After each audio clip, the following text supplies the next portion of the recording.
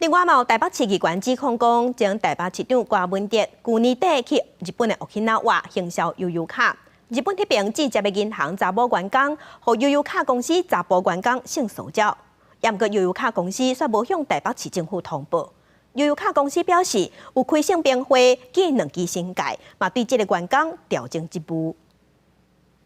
民众党主席前台北市长郭文哲去年下任之前，到日本奥克纳华行销悠游卡，也毋过有日方琉球银行女职员申诉收到悠游卡公司员工团的私密相片，认为有性邀约的企图。市议员质疑悠游卡公司事后召开性平会，却无向上级北市府通报，也质疑公司伫这个事件进前4年无开过性平会。事情因为涉及到国际的层次。这个对我们台北市的形象是一个非常大的伤害。悠游卡公司表示，无传私密相片是传房间号码，涉案人讲是误传，无强烈证据，说明有骚扰意图。也毋过认为言行影响公司声誉，先改2支调离现职。据我所了解，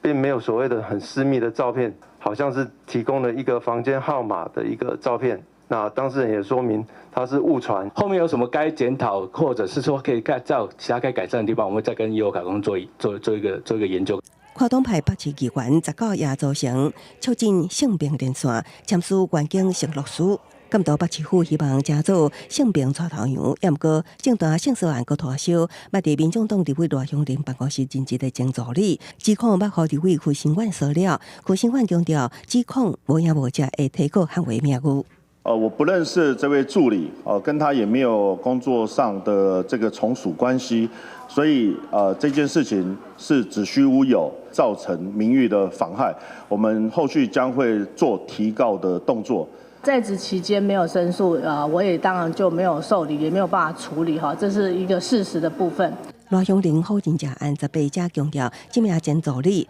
即马是社民党的全国委员。用性骚扰手段对民众党政治斗争，也毋过19个发文强调集场发生前期，雇主有被当退下责任，会启动调查。早起已经召开性骚扰防治会议进行调查。记者综合报道。